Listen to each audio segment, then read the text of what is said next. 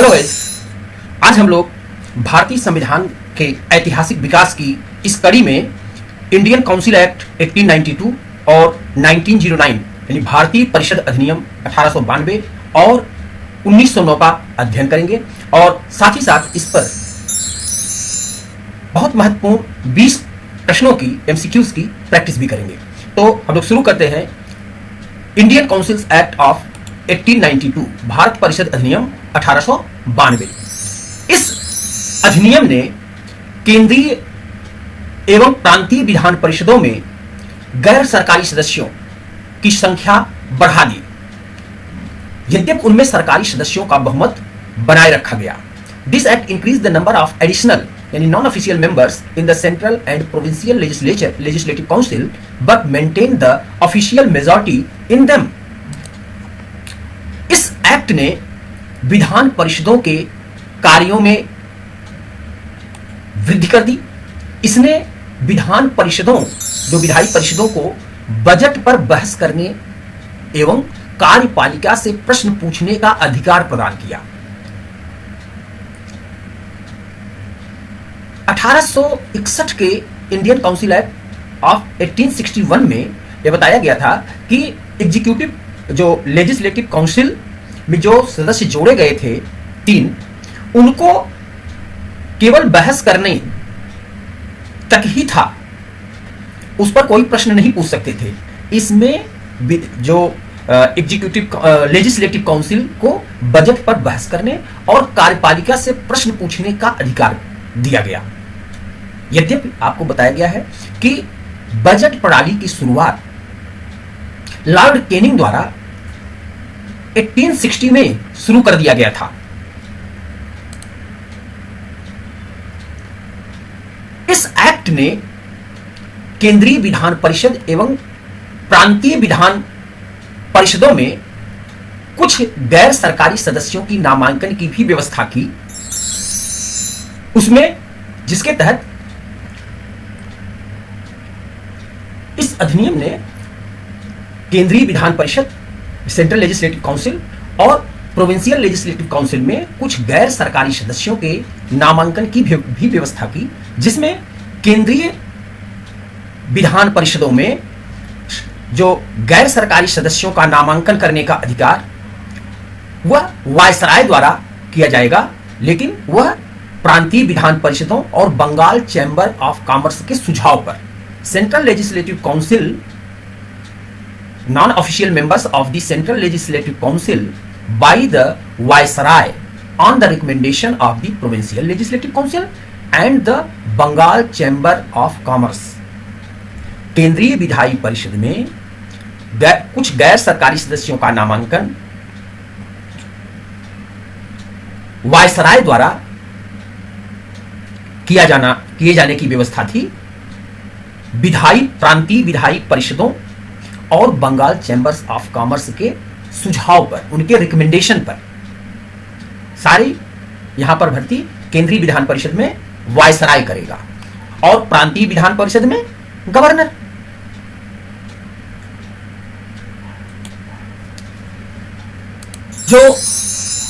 जबकि गैर सरकारी सदस्यों को प्रांतीय विधान परिषदों में गवर्नरों को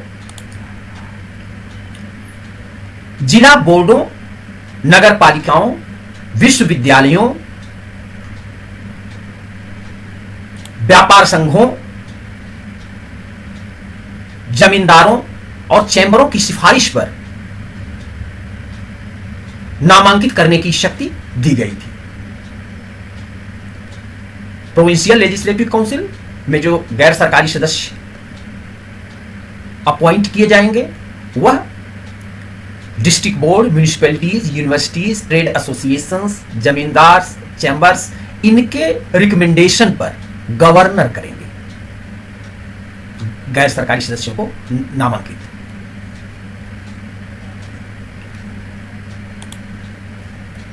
तो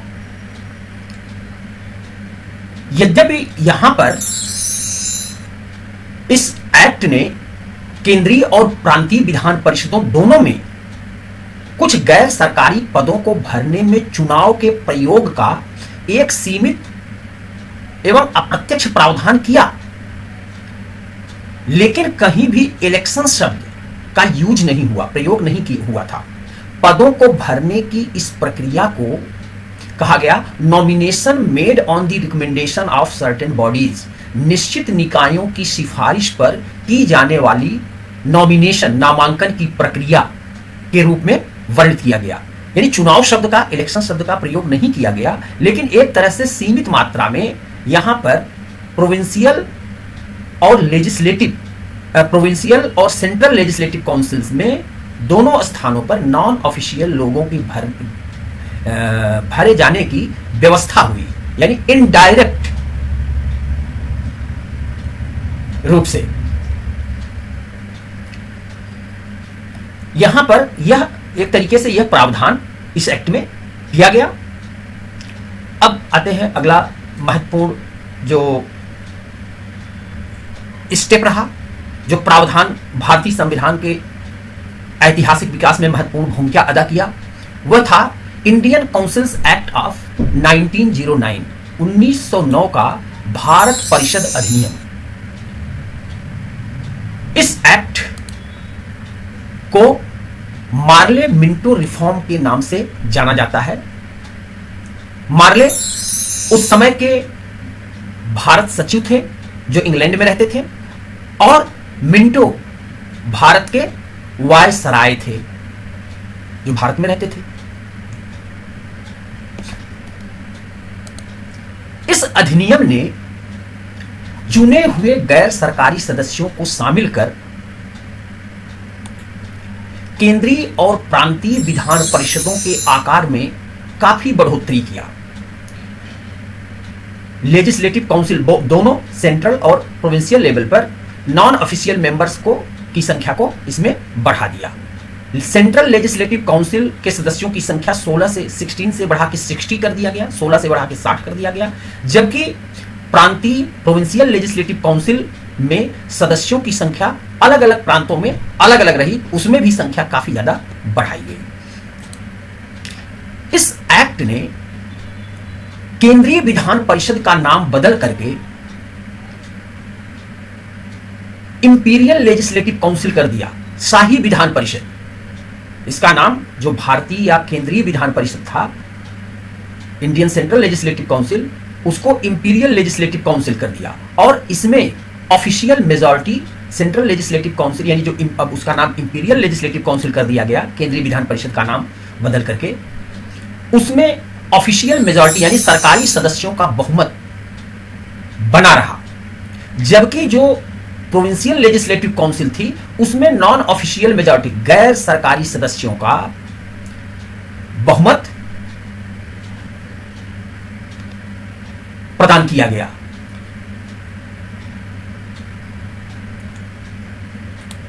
इसने इस एक्ट 1909 के इस अधिनियम ने दोनों स्तरों पर, चाहे वह लेजिस्लेटिव काउंसिल के दोनों लेवल यानी सेंटर और प्रोविंशियल दोनों स्तरों पर विधान परिषदों के चर्चा कार्यों का दायरा बढ़ा दिया। जैसे 1992 के एक्ट में बजट पर चर्चा करते थे, उस पर प्रश्न पूछते थे, अब यहां पर सदस्यों को सप्लीमेंट्री क्वेश्चन पूछने, बजट पर प्रस्ताव, संकल्प प्रस्ताव रखने, इन सब की भी इजाजत मिल गई।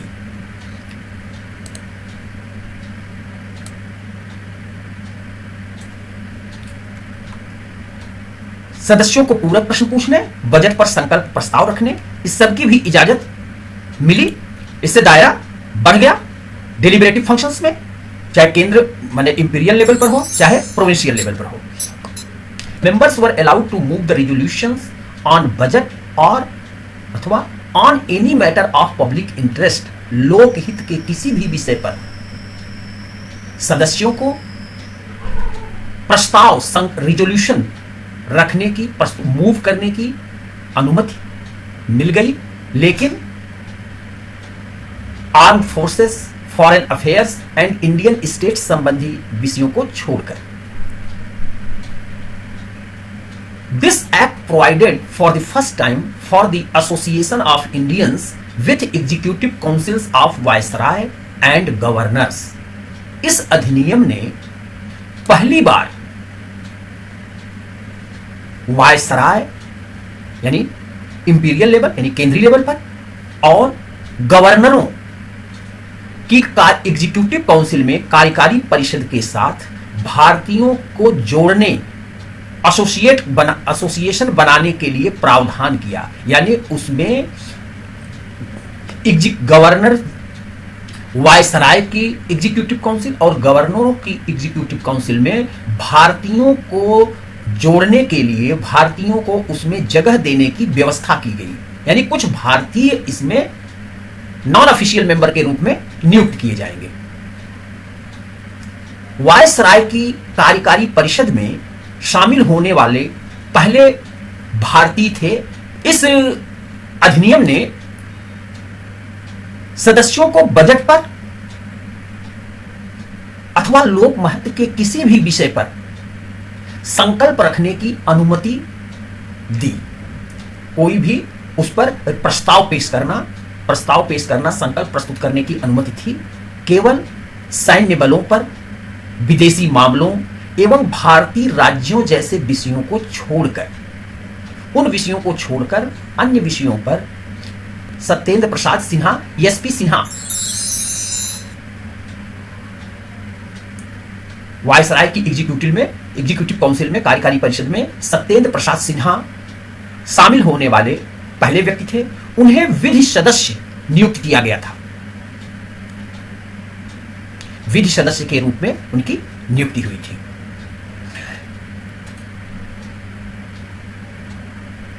इंडियन काउंसिल एक्ट 1909 ने एक सेपरेट इलेक्टोरेट के कॉन्सेप्ट को इंट्रोड्यूस किया। पृथक निर्वाचन की अवधारणा को स्वीकार करते हुए कम्युनल रिप्रेजेंटेशन फॉर मुस्लिमों के लिए सांप्रदायिक प्रतिनिधित्व की व्यवस्था का सूत्रपात किया। शुरुआत यहां से हुई। The Indian councils act of 1909 introduced A system of communal representation for Muslims by accepting the concept of separate electorate। पृथक निर्वाचन की अवधारणा को स्वीकार करते हुए मुस्लिमों के लिए सांप्रदायिक प्रतिनिधित्व की व्यवस्था का सूत्रपात किया। था क्या? सेपरेट इलेक्टोरेट के तहत मुस्लिम मेंबर्स वे केवल मुस्लिम वोटर्स द्वारा इलेक्ट होंगे।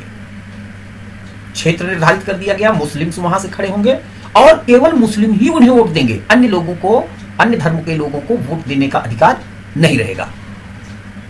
दूसरा, इस पर मतलब इस तरह से हुआ क्या, इसका प्रभाव क्या हुआ कि इस एक्ट ने कम्युनलिज्म को, संप्रदायवाद को आधिकारिक रूप प्रदान किया। दस द एक्ट लीगलाइज्ड कम्युनलिज्म। संप्रदायवाद को यहां पर यह कानूनी रूप प्रदान किया, लीगलाइज कर दिया। लॉर्ड मिंटो को इसलिए फादर ऑफ कम्युनल इलेक्टोरेट कहा जाता है, क्योंकि वही मेन थे सांप्रदायिक निर्वाचन का जनक। और इसने कहा भी था, जो मार्ले से इसका पत्र व्यवहार हुआ है उसमें कहा है कि जो हम यह व्यवस्था करने जा रहे हैं, एक ऐसा कीचड़, एक ऐसी दलदल यहां बनाएंगे जो कभी भी हिंदू और मुस्लिम कभी एक हो ही नहीं पाएंगे। यह समय के साथ इनके बीच की खाई और बढ़ती जाएगी, क्योंकि राष्ट्रवाद बढ़ रहा था। कांग्रेस के समय 1905 में बंगाल विभाजन हुआ, फिर 1906 1907 में देख रहे हैं कि बल्कि यहां तक नरम दल गरम दल, यानी जो लाल बाल पाल, ये लोग अग्रेसिव रूप से सामने आए। और जो मीडियोकर्स थे कांग्रेस में, जो ऐसे लोगों की बातों को ही नहीं सुना गया। अब धीरे धीरे, चूंकि कांग्रेस का गठन ही किया गया था एओ ह्यूम द्वारा, उद्देश्य था कि जिससे कि फिर 1857 वाली क्रांति, उस तरह की कोई चीज बवाल होने से पहले ही हमें वो सब चीज का पता हो जाए, सेफ्टी वॉल्व के रूप में लाया गया था। तो अब लेकिन धीरे धीरे कांग्रेस वही काम कर रही थी, नरम रुख अपना रही थी। लेकिन उस कांग्रेस में कुछ लोग जो थे, जिन्हें गरम दल कहा गया, वो भी उतने गरम नहीं थे। लेकिन गरम दल वाले तो वे लोग जो थे अब आगे बढ़ बढ़ के मांग कर रहे थे। उसके लिए था हिंदू मुस्लिमों में खाई को बढ़ाओ, हर स्तर से जो लोग मिल सकें, कांग्रेस को भी ऐसे लोग जो उसमें बहुत ज़्यादा राष्ट्रवाद की बात कर रहे हैं, स्वतंत्रता की बात कर रहे हैं या बहुत ज़्यादा सुधारों की अपेक्षा कर रहे हैं, उन लोगों को अलग थलग कर दिया जाए। तो इसको मिंटो को सांप्रदायिक निर्वाचन के जनक के रूप में जाना जाता है, फादर ऑफ कम्युनल इलेक्टोरेट। इस अधिनियम के माध्यम से पहली बार अलगाववाद के बीजों को बोया गया। First time seeds of separatism were sown. पहली बार अलगाववाद के बीज यहां से डाले गए और जो अब कभी भी एक नहीं हो पाएगा। उसी का कारण था कि वह धीरे धीरे खाइयां बढ़ती गई। जिन्ना जो बिल्कुल कांग्रेस के सदस्य थे, लेकिन कुछ ऐसे लोग जो कि अंग्रेजों को खुश करना चाह रहे थे, उनकी नीतियों को देखते हुए अंत में जिन्ना कांग्रेस छोड़ देते हैं। और जब वही पहले बहुत राष्ट्रवादी थे, बाद में वे अब किसी भी तरह से, क्योंकि गांधी की नीतियों से इतने ज्यादा नाराज थे कि अंत में वे अलग देश की मांग ही कर डाले, बनवाए ही।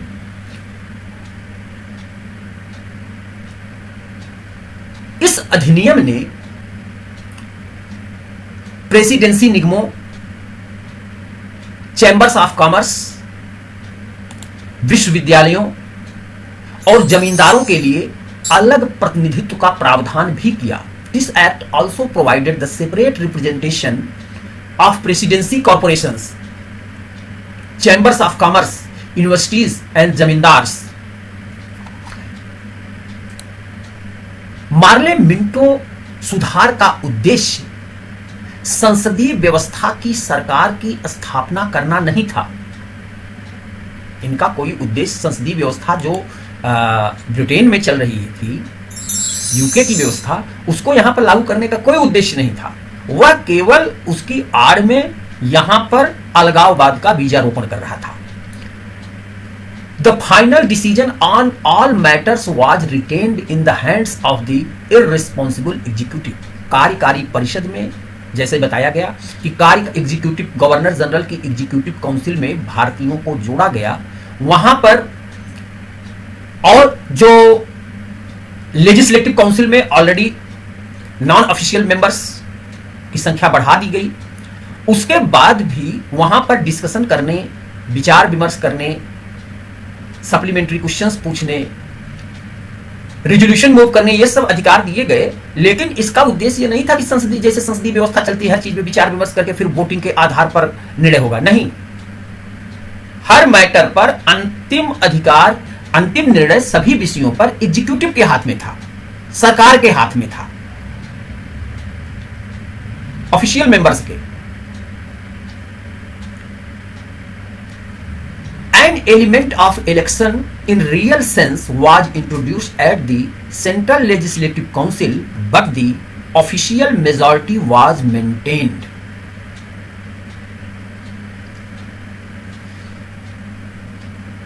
केंद्रीय विधायी परिषद में कार्यकारी गैर सरकारी सदस्यों की संख्या को बढ़ाया गया, लेकिन ऑफिशियल मेजॉरिटी बनी रही। मेजॉरिटी में ऑफिशियल सरकारी सदस्य का बहुमत रहा। ऐसा नहीं कि गैर सरकारी सदस्य ज्यादा होकर के वो प्रभावित कर ले।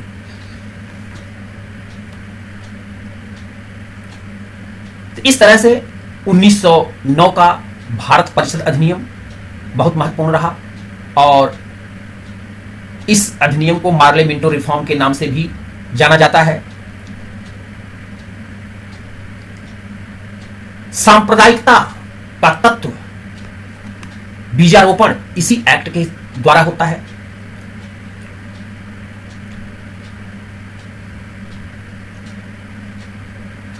उन्नीस सौ 17 में सेकेंड वर्ल्ड वॉर शुरू हो जाता है। उसके बाद फिर नए अधिनियम की मांग, वायदा करते हैं कि हमें वर्ल्ड वॉर में सहयोग कीजिए, हम आपके लिए जल्दी और ज़्यादा आपके लिए सुविधाएं लाएंगे और भी संसदीय व्यवस्था को हम लोग इंट्रोड्यूस करेंगे, अंग्रेजों ने कहा। और गांधी जो है उसमें लोगों को फर्स्ट वर्ल्ड वॉर में भाग लेने के लिए लोगों को प्रेरित करता है।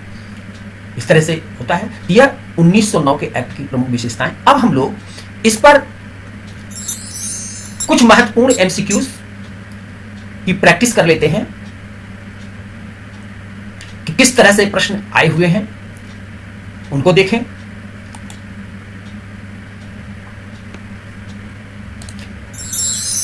इंडियन काउंसिल एक्ट 1892 का मुख्य उद्देश्य क्या था?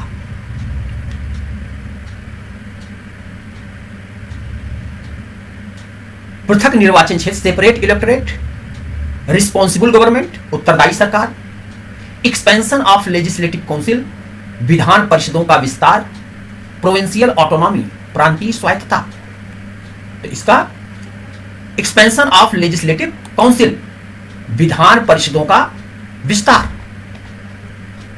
इसमें 1892 के एक्ट ने लेजिस्लेटिव काउंसिल का एक्सपेंशन किया और नॉन ऑफिशियल मेंबर्स की संख्या बढ़ाई।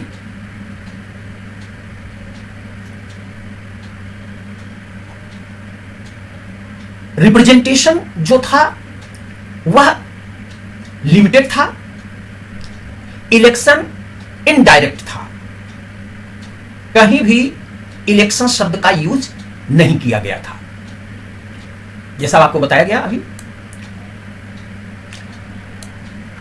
Next question,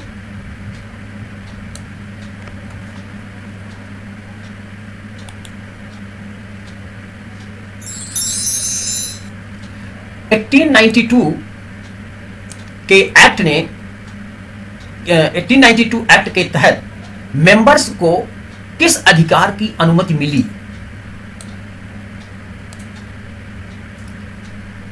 vote on budget, budget पर मतदान करने का अधिकार, आस्क सप्लीमेंट्री क्वेश्चंस, पूरक प्रश्न पूछने का अधिकार, डिस्कस ऑन बजट, बजट पर चर्चा करने का अधिकार, मूव नो कॉन्फिडेंस मोशन, अविश्वास प्रस्ताव पेश करने का अधिकार। किस अधिकार की अनुमति मिली? डिस्कस बजट, बजट पर डिस्कशन करने का, बजट पर चर्चा करने का अधिकार, पूरक प्रश्न पूछने का अधिकार जो मिला वह 1909 के एक्ट में।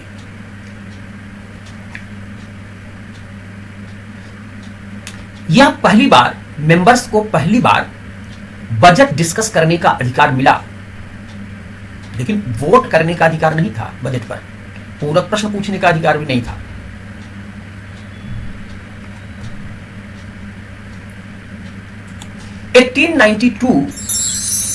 एक्ट में इलेक्शन शब्द का उपयोग हुआ। यस, क्लियरली, बहुत स्पष्ट रूप से। नो, नहीं। ओनली फॉर मुस्लिम्स, केवल मुस्लिम के लिए हुआ। ओनली इन प्रोविंसेस, प्रांतों में हुआ। तो आपको बताया गया था कि इलेक्शन शब्द का उपयोग कहीं किया ही नहीं गया था, इस शब्द का प्रयोग ही नहीं हुआ था। इनडायरेक्ट लोग नॉमिनेट हुए, लेकिन कहीं भी इलेक्शन शब्द का उपयोग नहीं किया गया। नेक्स्ट क्वेश्चन,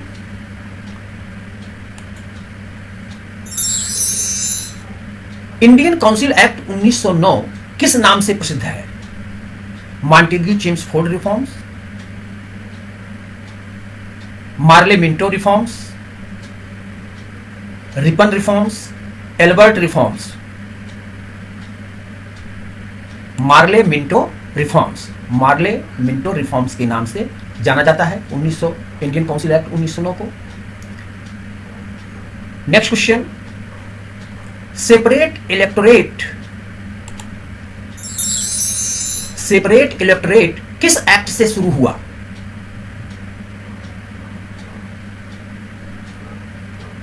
अभी पढ़े हैं 1909 के इंडियन काउंसिल एक्ट से। 1909 के एक्ट ने पहली बार मुस्लिम्स के लिए सेपरेट इलेक्टोरेट शुरू किया।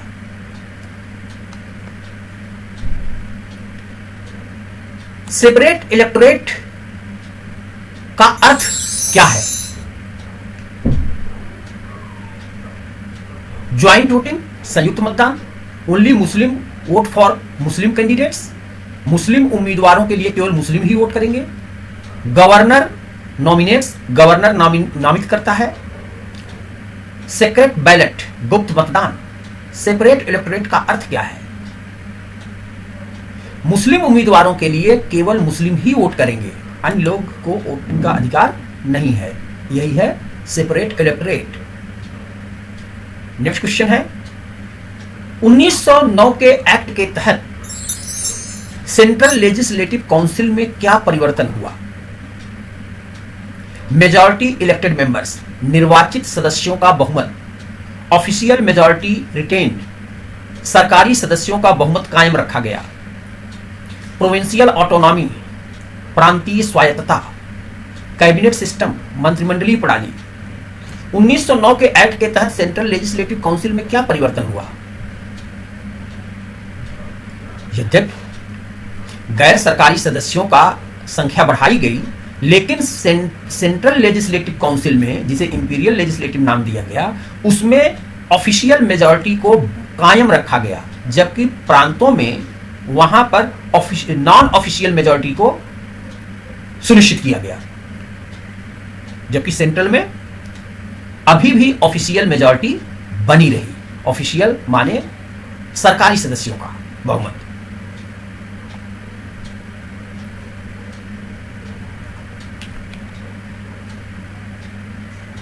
नेक्स्ट क्वेश्चन,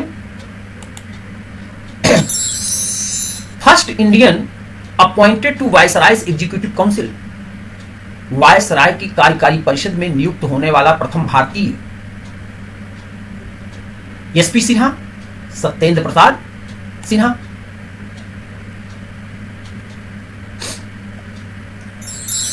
उन्नीस सौ नौ एक्ट का कॉन्स्टिट्यूशनल सिग्निफिकेंस क्या था? संवैधानिक महत्व क्या था?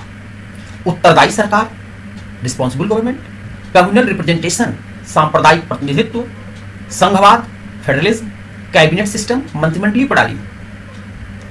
1909 एक्ट का, काउंसिल्स एक्ट ऑफ 1909 का कॉन्स्टिट्यूशनल सिग्निफिकेंस, कम्युनल रिप्रेजेंटेशन, सांप्रदायिक प्रतिनिधित्व लेकर के यह सामने आया, इसका बीजारोपण किया। नेक्स्ट क्वेश्चन, 1892 का इंडियन काउंसिल एक्ट किस मांग के परिणाम स्वरूप आया? मुस्लिम लीग डिमांड, मुस्लिम लीग की मांग पर, इंडियन नेशनल कांग्रेस की मांग पर, जमींदारों की मांग पर, प्रिंसेस डिमांड, राजा या राजकुमार जो थे, राजाओं की मांग पर, किसकी मांग पर 1892 का एक्ट आया? वह था इंडियन नेशनल कांग्रेस, आईएनसी की मांग पर आया था, जो ज्यादा से ज्यादा भागीदारी देने के लिए, उनको भी शामिल करने के लिए मांग चल रही थी कांग्रेस की। उसी को देखते हुए 1861 में व्यवस्था की गई, फिर 1892 में इंडियन काउंसिल एक्ट आया, 1861 का काउंसिल एक्ट, फिर 1892 में आया, फिर 1909 में आया।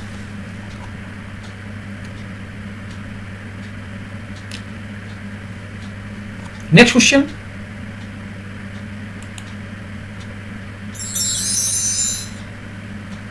लॉर्ड मार्ले किस पद पर थे?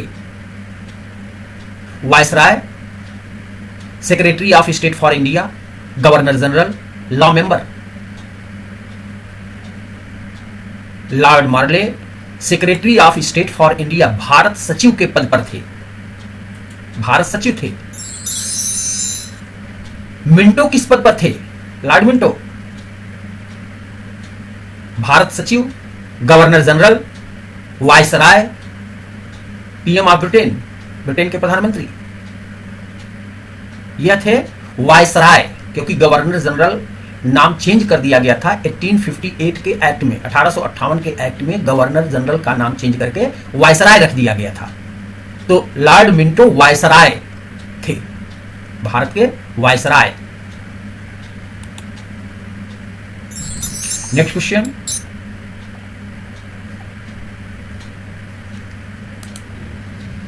उन्नीस सौ 9 के एक्ट ने किस प्रिंसिपल को इंस्टीट्यूशनलाइज किया, संस्थागत रूप दिया?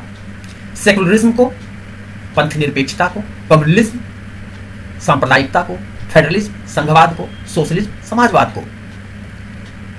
इंडियन काउंसिल एक्ट ऑफ 1909 ने किस प्रिंसिपल को इंस्टीट्यूशनलाइज किया? सांप्रदायिकता को, कम्युनलिज्म को, संघवाद, संप्रदायवाद को। अलग से मुस्लिमों के लिए इलेक्टोरेट बना करके, सेपरेट इलेक्टोरेट की व्यवस्था करके। 1892 के एक्ट ने इलेक्शन का कौन सा फॉर्म इंट्रोड्यूस किया? जब कहीं इलेक्शन शब्द नहीं आया, डायरेक्ट यूज नहीं किया सब, लेकिन जो इलेक्शन का स्वरूप उसने गैर सरकारी सदस्यों को नियुक्त करने के लिए जो बनाया, केंद्रीय और विधायी, केंद्रीय और सेंट्रल और प्रोविंशियल लेजिस्लेचर में, वह था direct election, indirect election, universal suffrage, सार्वभौमिक मताधिकार, एडल्ट फ्रेंचाइज, वयस्क मताधिकार। इलेक्शन का कौन सा फॉर्म इंट्रोड्यूस किया? इनडायरेक्ट इलेक्शन, अप्रत्यक्ष निर्वाचन, जो केंद्र में, सेंटर में, प्रोविंसेस और बंगाल चैम्बर्स ऑफ कॉमर्स के रिकमेंडेशन पर अपॉइंट करना था, और प्रांतों में विभिन्न जो म्यूनिसिपैलिटीज थी, चैम्बर्स थे, उनके रिकमेंडेशन पर गवर्नर, प्रांतों में गवर्नर और सेंटर में वायसराय, उनको नियुक्त करता, लेकिन सिफारिश पर। तो वह डायरेक्ट इलेक्शन नहीं था, बल्कि अप्रत्यक्ष निर्वाचन था, इनडायरेक्ट इलेक्शन। यह फॉर्म को, इस स्वरूप को इंट्रोड्यूस किया शुरुआत में। नेक्स्ट क्वेश्चन,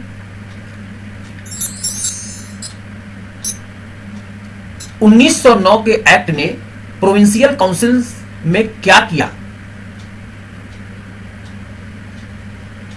प्रांतीय परिषदों में क्या किया? ऑफिशियल मेजॉरिटी, आधिकारिक बहुमत, नॉन ऑफिशियल मेजॉरिटी, गैर आधिकारिक बहुमत, पृथक निर्वाचक मंडल समाप्त, सेपरेट इलेक्टोरेट एंडेड, डायरार्की इंट्रोड्यूस्ड, द्वैध शासन की शुरुआत। प्रोविंसेस में नॉन ऑफिशियल मेजॉरिटी दी गई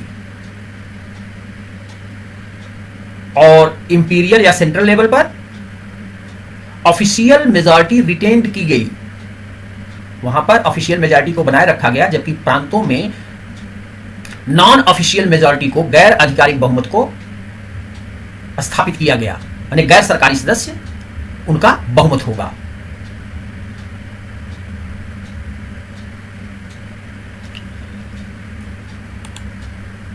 नेक्स्ट क्वेश्चन, 1909 के एक्ट ने कम्युनल अवार्ड का प्रिकर्सर था। 1909 का एक्ट कम्युनल अवार्ड का प्रिकर्सर था। यह स्टेटमेंट है, कथन है। इसका रीजन, कारण क्या है? कम्युनल अवार्ड की घोषणा, डिक्लेरेशन 1931 में हुई। यह एक दो स्टेटमेंट दिए गए हैं, एक असर्शन, दूसरा रीजन है। तो इसका दोनों कथनों के बारे में क्या ए और आर दोनों, पहला है ए और आर दोनों सही हैं, आर यानी कारण जो है ए की सही व्याख्या है। बी है दूसरा क्वेश्चन, ए और आर दोनों सही हैं परंतु आर ए की सही व्याख्या नहीं है। सी, ए सही है और आर गलत है, असर्शन सही है और रीजन गलत है। डी, ए गलत है और आर सही है, असर्शन गलत है, रीजन सही है। इसमें केवल ये दिया हुआ था ए और आर दोनों गलत है, ऐसा करके दिया था, तो उसको थोड़ा सा चेंज कर दिए कि ए गलत है और आर सही है। अब ऐसा क्वेश्चन है तो इसमें क्या आंसर होगा? पहली बात तो ए और आर को देखना है और फिर देखना है कि ए जो कहा जा रहा है क्या उसके अंदर आर आता है। तो 1909 का एक्ट कम्युनल अवार्ड का प्रिकर्सर था। कम्युनल अवार्ड सांप्रदायिक घोषणा रंजे मैकडोनाल्ड ने 1932 में किया था। हरिजनों वगैरह के लिए भी उसमें अलग से, जैसे मुस्लिमों के लिए अलग से इलेक्टोरेट बनाया गया, वैसे उनके लिए। लेकिन उसके बाद तो गांधी और अंबेडकर का पैक्ट हो जाता है, जिसके कारण वह जो दोनों में विरोध चल रहा समाप्त हो जाता है। वो चाह रहे थे कि वहां पर भी अलगाव कर दिया जाए। रंजे मैकडोनाल्ड जो यूके ब्रिटेन के प्रधानमंत्री थे 1932 में। तो यहां पर आर गलत है, वो 1932 से 1932 है, तो ए सही है और आर गलत है।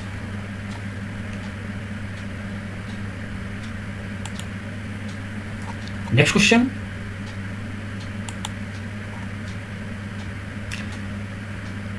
Budget discussion power first granted in, budget पर डिस्कशन की शक्ति पहली बार दी गई 1861 के एक्ट में, 1892 के एक्ट में,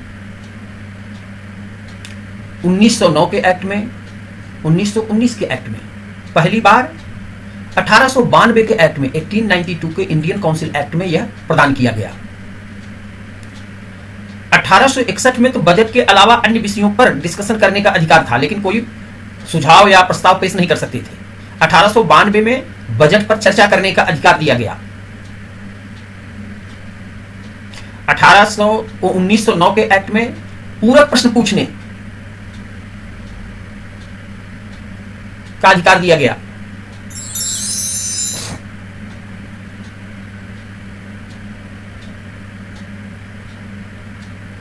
1909 रिफॉर्म्स के दौरान, 1909 के एक्ट के दौरान ब्रिटिश प्रधानमंत्री कौन था? Churchill, Asquith, Gladstone, Disraeli. ये थे एस्क्विथ। नेक्स्ट क्वेश्चन,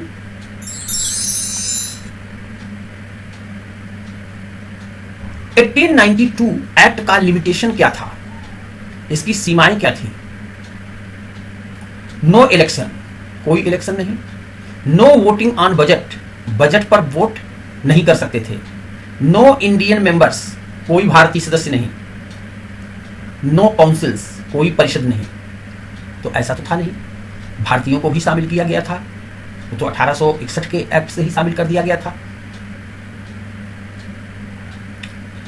इसमें बजट पर वोटिंग का अधिकार नहीं था, डिस्कशन कर सकते थे। No voting on budget, budget पर केवल डिस्कशन कर सकते थे, वोटिंग का अधिकार नहीं था।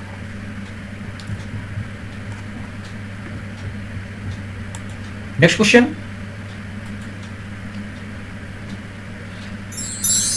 (1861 to 1909) रिफॉर्म्स का ओवरऑल इंपैक्ट क्या था? रिस्पॉन्सिबल गवर्नमेंट, उत्तरदायी सरकार। ग्रेजुअल इंट्रोडक्शन ऑफ रिप्रेजेंटेशन, प्रतिनिधित्व की क्रमिक शुरुआत क्रमशः। फेडरल सिस्टम, संघीय व्यवस्था। पार्लियामेंट्री डेमोक्रेसी, संसदीय प्रजातंत्र। तो आंसर लगा लिए होंगे। यह था क्रमिक रूप से प्रतिनिधित्व बढ़ाया गया, संख्या क्रमिक रूप से उसमें गैर official member, non official members को नियुक्त करके भारतीयों की संख्या को क्रमिक रूप से बढ़ाया गया क्रमशः। हर 1861, फिर 1892, 1909 इसमें क्रमिक रूप से उनकी संख्या को बढ़ाया गया। तो यह आज के महत्वपूर्ण प्रश्न रहे जो हम लोगों ने इस पे अध्ययन किया। तो गाइस, अगर हमारा यह प्रयास आपको सार्थक लग रहा है और आपको स्टडी में यह आपकी स्टडी को एनरिच कर रहा है, तो चैनल को लाइक, शेयर और सब्सक्राइब करें। ज़्यादा से ज़्यादा कमेंट करें, पूछें, कोई भी अच्छा लगे या बुरा लगे, जो भी चीज़ें आप करें उसके हिसाब से सुधार होता है। यह बातचीत की प्रक्रिया जैसे जारी रहे। आगे हम लोग फिर इसके आगे शुरू करेंगे 1919 का एक्ट और 1935 का एक्ट, उस पर क्वेश्चन प्रैक्टिस करेंगे। तो आज के लिए आपको बहुत बहुत धन्यवाद। जय भारत, जय भारतीय सेना, जय हिंद।